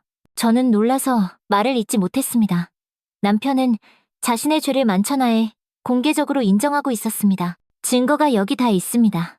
만약 계속해서 빚 독촉을 하신다면 이 증거를 가지고 경찰에 정식으로 고발하겠습니다. 검은 양복의 남자들은 잠시 당황한 듯 했습니다. 그들은 서로 눈빛을 교환하더니 이내 혀를 차며 물러났습니다. 일주일 안에 확인해 보겠소. 하지만 이 증거가 조금이라도 틀리다면 각오하는 게 좋을 거요. 그들이 떠난 후 저는 남편을 바라보았습니다. 왜 그런 짓을? 그때는 다른 여자가 있었어. 아들을 낳아줄 거라고 믿었는데. 그래서 그 여자한테 주려고 네 이름으로 돈을 빌렸던 거야. 솔직한 고백에 가슴이 아팠지만 또 한편으로는 마음이 가벼워졌습니다. 이제 모든 진실이 밝혀졌으니까요. 어쨌든 고마워. 딸들은 학교에 가고 저는 다시 국밥을 끓이기 시작했습니다. 남편은 옆에서 말없이 물을 썰고 연탄을 갈았습니다. 아슬아슬하고도 위태로운 화해의 시작이었습니다. 1년 후 시장에 웬 할머니 한 분이 찾아왔습니다. 나이가 지긋해 보이는 할머니는 천천히 국밥집 안으로 들어왔습니다. 여기가 서윤이 아가네 집이 맞나? 낯선 목소리에 고개를 들었습니다. 처음 보는 할머니였습니다. 제가 박서윤입니다만 누구신지요? 할머니는 저를 유심히 살펴보더니 따뜻하게 미소 지었습니다. 나, 네 어머니 친구요. 옛날에 네 엄마가 시집 올 때 가마 옆에서 같이 울어줬던 친구. 저는 깜짝 놀랐습니다. 저의 친정어머니는 제가 10살 때 병으로 돌아가셨습니다. 어머니의 친구를 만나는 건 정말 수십 년 만의 일이었습니다. 어머니, 친구분이세요? 어떻게 저를... 네 어머니가 살아계셨으면 지금쯤 널 보고 얼마나 자랑스러워하셨을까. 딸셋 데리고 이 고생하며 여기까지 왔으니. 할머니의 말에 눈물이 핑 돌았습니다. 어머니가 늘 그러셨어. 우리 서윤이는 뭐든 할 수 있는 강한 아이라고. 네 이름 서윤, 슈윤, 새벽의 빛이라는 뜻이잖니. 네 어머니가 널 낳고 직접 지어주신 이름이야. 어머니에 대한 기억이 물밀듯이 밀려왔습니다. 10살 때 돌아가신 어머니, 그리고 시집간 후로는 친정과도 완전히 연이 끊긴 저였습니다. 어머니가 정말 그렇게 말씀하셨어요? 할머니는 고개를 끄덕였습니다. 그리고 이건 네 어머니가 남긴 거란다. 네가 시집갈 때 주려고 했던 것인데 그때 미쳐주지 못했어. 할머니가 내민 것은 손때 묻은 낡은 공책이었습니다. 국밥 비법서야. 네 어머니가 직접 쓴 거지. 네 국밥이 그렇게 맛있다는 소문을 들었는데 아마 네 어머니의 손맛을 그대로 닮았나 보구나. 왜 이제서야? 목이 메어 말을 잇지 못했습니다. 할머니는 깊은 한숨을 내쉬었습니다. 찾았지. 왜 안 찾았겠니? 네가 시집간 후에도 몇 번이나 찾았단다. 하지만 시댁에서 완강히 거절했어. 이젠 우리 집 사람이니 상관 말라고 하더구나. 성북동에서 쫓겨났다는 소식도 아주 뒤늦게 들었고 이제야 겨우 수소문에서 널 찾았구나, 서윤아. 요리책을 펼쳐보니 어머니의 고운 필체로 빼곡히 적힌 조리법들이 있었습니다. 무국, 소고기 묵국, 그리고 맨 마지막 페이지에는 사랑하는 내 딸 서윤이에게라고 적힌 짧은 편지가 있었습니다. 사랑하는 내 딸아, 나는 네가 세상에서 가장 훌륭한 어머니가 될 것을 안다. 너의 손맛은 어미인 나보다 더 좋을 테니 이 책은 그저 나의 마음을 전하는 것일 뿐이다. 어떤 어려움이 닥쳐와도 결코 굴하지 마라. 너는 새벽의 빛처럼 언제나 새로 피어날 수 있는 강한 아이니까. 눈물이 하염없이 흘렀습니다.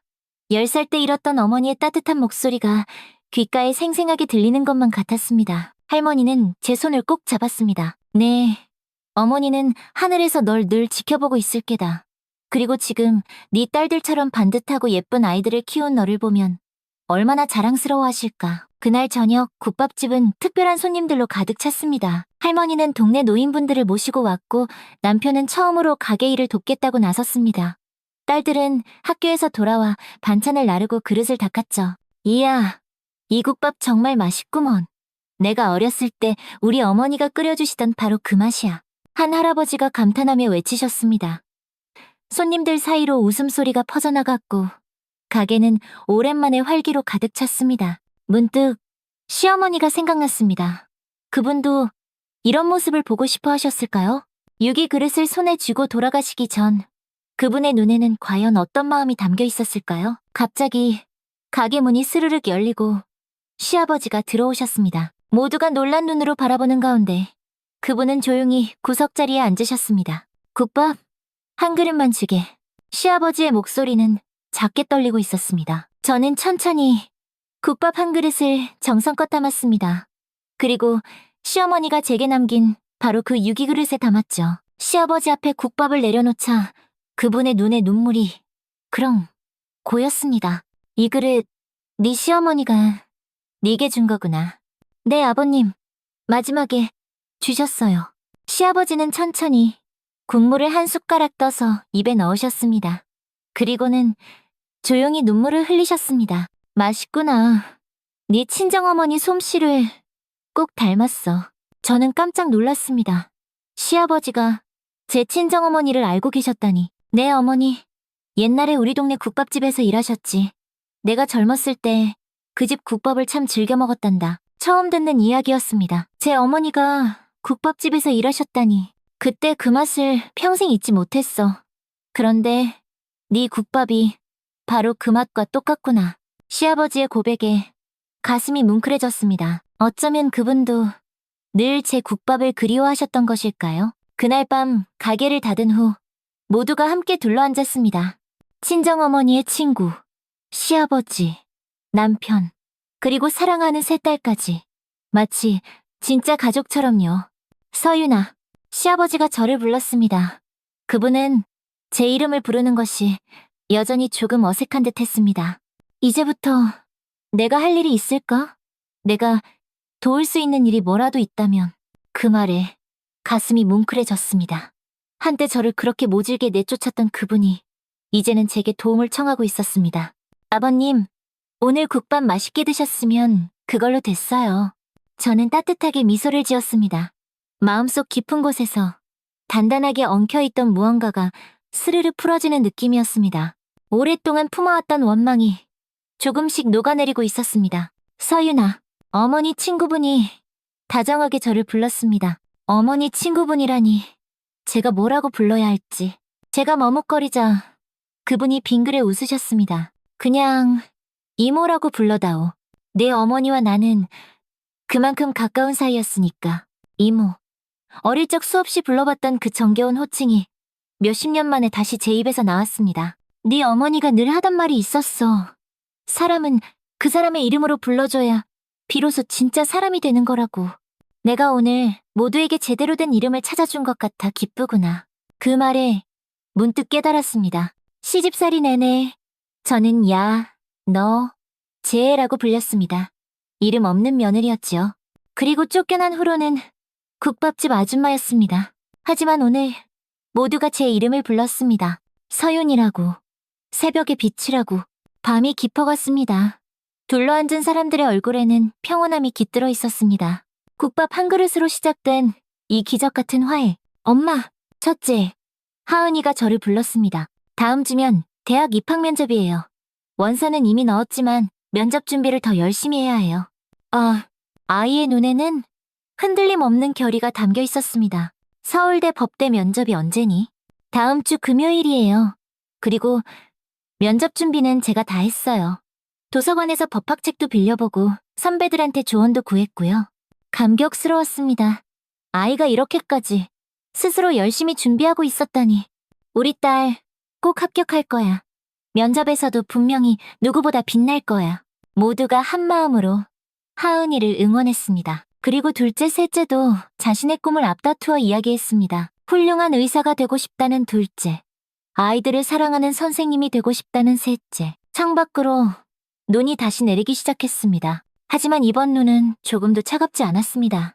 마치 봄의 시작을 알리는 첫눈처럼 포근하고 따뜻하게 느껴졌습니다. 국밥집 창문에 우리들의 모습이 비쳤습니다. 모두 함께 둘러앉아 환하게 웃고 있는 모습. 이것이 바로 제가 평생토록 원했던 진짜 가족의 모습이었습니다. 서윤아, 시아버지가 다시 한번 저를 불렀습니다. 그분의 목소리에는 진심이 가득 담겨 있었습니다. 고맙다. 정말 고맙다. 그 한마디에 그동안의 모든 아픔과 서름이 봄눈처럼 씻겨 내려가는 듯 했습니다. 봄이 오고 있었습니다. 제 이름처럼 새롭고 눈부신 봄이. 2022년 가을, 광장시장 안쪽 골목에는 46년 전통의 서윤이네 국밥집이 여전히 자리를 지키고 있습니다. 가게 입구에는 낡은 간판이 달려있고 그 아래에는 1976년부터 끓여온 정성국밥이라고 적혀있죠. 창가에는 오래되어 빛바랜 사진들이 여러 장 걸려 있습니다. 흑백 사진 속에는 커다란 양은솥 앞에 선 젊은 여인과 그 곁에 꼭 붙어있는 새어린 딸의 모습이 담겨있지요. 이제 제 나이 74. 세월의 흔적이 제 얼굴에 깊게 주름으로 새겨졌지만 저는 여전히 매일 아침 오시면 일어나 국밥을 끓입니다. 할머니, 이제 그만 쉬세요. 제가 할게요. 첫째 하은이의 딸 지민이가 손수건으로 제 이마의 땀을 정성껏 닦아줍니다. 지민이는 이제 26살 우리 국밥집의 어엿한 차기 셰프가 되었습니다. 괜찮아. 할머니는 이 일이 제일 좋아. 손녀의 도움을 받아 의자에 앉습니다. 창밖으로 빼곡한 고층 빌딩 사이로 붉은 해가 떠오르고 있습니다. 예전에는 보이지 않던 풍경이죠. 세상이 참 많이도 변했습니다. 할머니, 아까 방송국에서 전화 왔어요. 다음 주 인터뷰 확정됐대요. 지민이가 신이 나서 알려줍니다. 지난달 저희 국밥집이 전통을 잇는 맛의 장인이라는 프로그램에 소개되기로 했거든요. 작은 구멍가게 갔던 국밥집이 이렇게 유명해지다니 꿈만 같습니다. 손녀가 양은솥에 국물을 끓이는 모습을 보며 잠시 생각에 잠깁니다. 세월이 참 화살처럼 빠르게 흘렀습니다. 첫째 하은이는 그해 서울대 법대에 당당히 합격했습니다. 19소녀의 간절했던 꿈이 현실이 된 순간이었죠. 손에 든 합격 통지서를 부여잡고 새 딸과 함께 펑펑 울었던 기억이 아직도 생생합니다. 둘째 예은이도 이듬해 의대에 합격했습니다. 그 아이는 수석으로 입학해 성적 장학금을 받아 학비 걱정 없이 공부할 수 있었습니다. 막내 다은이는 언니들의 뒤를 이어 교육대학에 진학했습니다. 그해 겨울, 저는 처음으로 국밥집 문을 하루 닫고 새 딸과 함께 설악산으로 여행을 떠났습니다. 눈 덮인 산을 오르며 우리는 함께 웃고 함께 꿈을 꾸었습니다. 엄마, 우리가 성북동에서 무릎 꿇던 그날부터 딱 14년이 지났어요. 첫째, 하은이가 말했습니다. 그 말에 가슴이 찡했습니다. 그 10수년의 세월이 대체 어떻게 흘렀는지도 모르게 지나갔습니다. 1990년대 딸들은 각자의 자리에서 눈부시게 빛나기 시작했습니다. 하은이는 인권 변호사가 되어 억울한 여성들을 위해 일했고 예은이는 소아과 의사가 되어 아픈 아이들을 돌봤으며 다은이는 초등학교 교사가 되어 아이들에게 꿈과 희망을 심어주었습니다. 그리고 저는 여전히 광장시장에서 국밥을 끓였습니다. 할머니, 이것 좀 보세요. 지민이가 제게 태블릿 PC를 건넵니다. 화면에는 우리 국밥집에 대한 블로그 글이 떠 있습니다. 새 딸을 명문대에 보낸 국밥장인의 기적 같은 이야기. 와, 할머니. 조회수가 벌써 10만이 넘었어요. 지민이가 제 일처럼 신이 나서 말합니다. 제 이야기가 이렇게 많은 사람들에게 알려지다니 부끄럽기도 하고 감사하기도 합니다. 블로그 글 아래에 달린 댓글들을 보니 눈물이 핑 돕니다. 저도 어머니가 혼자 저희 남매를 키우셨어요. 이 이야기 보고 한참을 울었습니다. 진짜 우리 시대 한국 어머니의 모습이네요. 너무나 큰 감동입니다. 오늘 퇴근하고 꼭 이 국밥집 가봐야겠습니다. 그 국밥 한 그릇에 얼마나 많은 역사가 담겨 있을까요? 진심 어린 댓글들에 가슴이 따뜻해집니다. 창밖을 보니 시장 입구에 대형 버스 한 대가 서고 사람들이 우르르 내립니다. 관광객들입니다. 이제 저희 국밥집은 광장시장에 빼놓을 수 없는 명소가 되었습니다. 할머니, 진짜 딸 세 분이 할머니한테는 복덩이였네요. 지민이가 웃으며 말합니다. 그 말에 제 마음이 뭉클해집니다. 그렇습니다. 세 딸은 제 인생의 가장 큰 복이었습니다. 문득 돌아보면 제 주변에는 풍요로움이 가득합니다. 이제 첫째 하은이는 대법관이 되었고, 둘째 예은이는 대학병원 소아과 과장이며, 막내 다은이는 교장 선생님이 되었습니다. 그리고 손자, 손녀들은 무려 10명, 모두 건강하고 똑똑한 아이들로 잘 자라주었죠. 그중 둘은 저의 뒤를 이어 이 국밥집을 물려받겠다고 합니다. 바로 지민이와 다은이의 아들 준호가 그 주인공이지요. 할머니, 손님들 오시네요?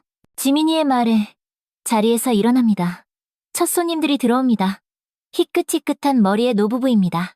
아이고, 여기가 진짜 그 유명한 서윤이네. 국밥집이구먼. 텔레비전에서 봤어요. 할아버지가 저를 보고 반가워하십니다. 할머니는 벽에 걸린 사진들을 유심히 살펴보십니다. 아이고, 이게 젊었을 때 사장님이세요? 세 딸을 혼자 다 키우셨다면서요? 제가 고개를 끄덕입니다. 할머니는 감탄하며 말씀하십니다. 정말 대단하세요. 우리 시대엔 그게 얼마나 힘들었겠어요. 저도 딸만 둘인데 시댁에서 얼마나 구박받았는지 몰라요. 우리는 말없이 공감의 눈빛을 나눕니다. 같은 시대를 살아온 여성들만의 끈끈한 연대감 같은 것이 느껴집니다. 국밥 2그릇 주세요. 할아버지가 힘차게 말씀하십니다. 저는 직접 국자를 들고 뜨거운 국물을 떠옵니다. 시어머니가 남겨주신 그 낡은 유기그릇에 정성껏 담아서요. 어머, 이 그릇 참 귀한 거네요. 할머니가 단번에 알아보십니다. 유기그릇은 이제 낡았지만 여전히 은은한 윤기가 흐릅니다. 네, 시어머니께서 주신 거예요. 마지막 선물이었죠. 할머니는 그릇을 조심스럽게 받아들며 제게 물으십니다. 어떻게 이렇게 오랜 세월 국밥집을 하실 수 있었어요? 잠시 생각합니다. 참으로 길고도 험난한 세월이었습니다. 글쎄요. 그냥 사람을 먹이는 일이 제 인생이 됐나 봐요. 처음엔 딸들 먹이다가 손님들 먹이다가 이제는 손주들까지 먹이고 있네요. 할머니는 국물을 한 숟가락 드시고는 눈가를 붉히십니다. 맛있네요. 꼭 우리 엄마가 끓여주던 국밥 맛이 나요. 그 말 한마디에 제 가슴이 다시 한번 따뜻하게 데워집니다. 어머니의 낡은 요리책은 여전히 제 보물 1호입니다. 누렇게 변한 페이지들에는 세월의 흔적이 깊게 스며들어 있지만 그 레시피대로 끓인 국밥은 여전히 많은 이들의 시린 마음을 데워주고 있습니다. 오후가 되자 딸들이 하나둘 가게를 찾아옵니다. 오늘은 특별한 날이니까요. 서윤이네 국밥 개업 기념일이자 바로 제 생일이기도 합니다. 엄마, 생신 축하해요. 첫째 하은이가 커다란 꽃다발을 제게 안겨줍니다. 딸의 얼굴에도 세월의 흔적이 보이지만 그 눈빛만은 여전히 17살, 당차던 소녀 그대로입니다. 하은아, 고마워. 딸을 꼭 껴안으며 생각합니다. 이 아이가 없었다면 저는 과연 어떻게 살았을까요? 엄마, 이거 보세요. 둘째, 예은이가 손에 책 한 권을 들고 있습니다. 표지에는 국밥으로 세 딸을 키운 어머니의 위대한 이야기라고 적혀 있습니다. 이게 뭐야? 우리가 엄마 이야기를 책으로 냈어요. 우리 세 자매가 함께 쓴 거예요. 저는 깜짝 놀랐습니다. 책을 펼쳐보니 세 딸이 돌아가며 쓴 글들이 빼곡히 담겨 있었습니다. 엄마, 이 책이 벌써 예약 판매만 10,000부가 넘었대요. 막내 다은이가 자랑스럽게 말합니다. 그리고 영화사에서도 연락이 왔어요. 엄마 이야기로 영화를 만들고 싶다고요. 어안이 벙벙합니다. 제 이야기가 영화가 된다고요? 말도 안 돼. 믿어야 해요, 엄마. 엄마의 인생은 영화보다 더 드라마틱하잖아요. 딸들이 해맑게 웃으며 말합니다. 그리고 막내가 조용히 덧붙입니다. 이 책의 인쇄 전액은 저희가 만든 장학재단에 기부하기로 했어요. 딸만 낳았다는 이유로 고통받는 어머니들을 위한 재단이에요. 물론 엄마 이름으로요. 눈물이 왈칵 쏟아집니다. 세상에, 이런 날이 올 줄이야. 딸만 셋 낳았다고 버림받았던 제가 이제는 다른 어머니들을 돕는 장학재단의 이름이 되다니. 식구들이 모두 모여 작은 생일 파티를 합니다. 딸들, 사위들, 손주들, 그리고 이제는 백발이 성성하신 시아버지까지. 시아버지는 이제 90이 넘는 고령이지만 여전히 매달 한 번씩은 꼭 국밥을 드시러 오십니다. 서윤아, 시아버지가 떨리는 목소리로 저를 부르십니다. 고맙다. 네가 없었으면 우리 가문은 진작에 끊겼을 게다. 그 말에 코끝이 찡해집니다. 시아버지는 이제 제게 의지하는 또 다른 아버지가 되셨습니다. 종갓집 대를 이어야 한다며 저를 내쫓았던 그분이 이제는 제 딸들과 손주들을 세상에서 가장 자랑스러워하십니다. 남편은 10년 전에 조용히 세상을 떠났습니다.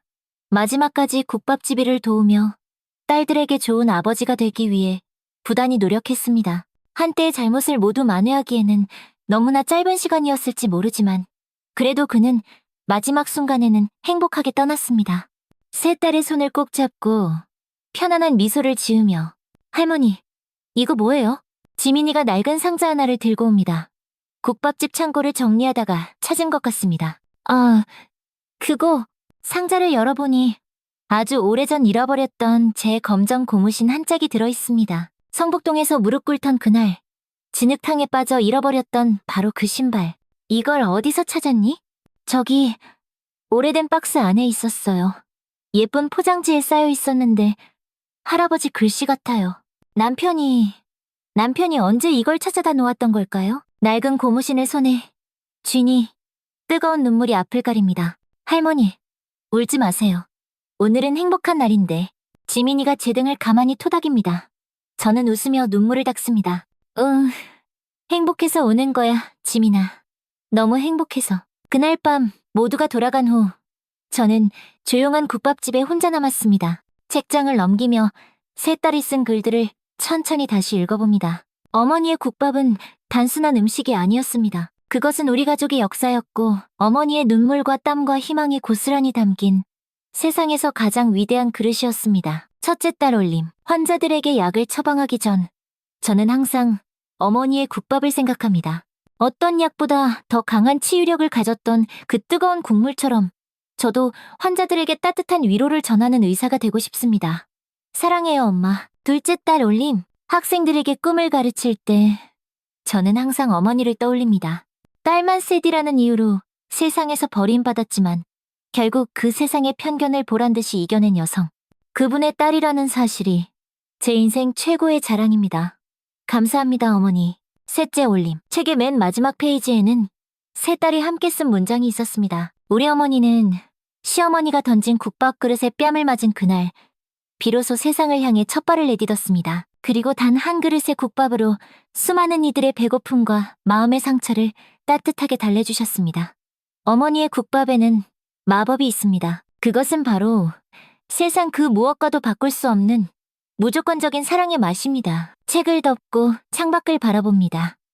서울의 밤하늘에는 별이 잘 보이지 않지만 제 가슴속은 수만 개의 별빛으로 가득 찬 것 같습니다. 오래된 라디오에서는 이미자의 동백 아가씨가 구성지게 흘러나옵니다. 시어머니가 참 좋아하셨던 노래지요. 가게 한 구석에 놓인 시어머니의 빛바랜 사진을 바라봅니다. 그분도 하늘에서 지금 이 모습을 보며 행복해하고 계실까요? 내일이면 또 새벽 5시에 일어나 국밥을 끓여야 합니다. 수십 년을 단 하루도 거르지 않은 저의 고단하고도 성스러운 일상이지요. 하지만 이제는 혼자가 아닙니다. 지민이와 준호가 함께합니다. 제 삶이, 제 국밥이 그렇게 또 이어지는 것 같아 마음이 뿌듯합니다. 낡은 앨범을 꺼내 펼쳐봅니다. 흑백 사진 속에는 세 딸의 성장 과정이 파노라마처럼 담겨 있습니다. 첫 교복을 입고 어색하게 웃던 날, 대학 합격 통지서를 들고 환하게 웃던 날, 각자의 직장에 첫 출근하던 날, 그리고 눈부신 웨딩드레스를 입고 제 품에 안겨 울던 결혼식 날의 모습까지. 시집 가던 날, 세 딸 모두 제게 똑같은 말을 했습니다. 엄마, 제가 받은 사랑 이제 다른 이에게 아낌없이 전하며 살게요. 그것이 바로 제가 평생토록 원했던 것이었습니다. 사랑의 대물림. 창밖으로 새벽이 밝아옵니다. 어느새 밤이 지나고 또 다른 새날이 시작되고 있네요. 몸은 조금 피곤하지만 마음은 깃털처럼 가볍습니다. 국밥솥 앞에 다시 서서 불을 지핍니다. 첫 국물이 보글보글 끓기 시작하자 고소하고 익숙한 향기가 가게 안에 가득 퍼집니다. 그 향기 속에 지난 세월의 모든 기억이 담겨 있는 것 같습니다. 진흙탕 속에 무릎 꿇었던 그 춥고 서러웠던 날부터 오늘 이 따스한 아침까지 참 많은 일이 있었습니다. 눈물도 많이 흘렸고 웃음도 많이 지었습니다. 하지만 한 가지 확실한 것은 제가 단 한순간도 후회하지 않는다는 것입니다. 딸만 셋을 낳았다고 버림받았던 그날, 저는 오히려 더 넓고 위대한 세상을 얻었으니까요. 국밥 한 그릇에 제 인생 전부를 담아 끓이며 오늘도 저는 나직이 중얼거립니다. 딸만 낳았다고 버림받은 그날, 나는 세상을 낳았다. 오늘 이야기가 마음에 드셨다면 좋아요와 구독, 알람 설정 잊지 마세요. 여러분의 따뜻한 댓글 하나가 저에게는 정말 큰 힘이 됩니다.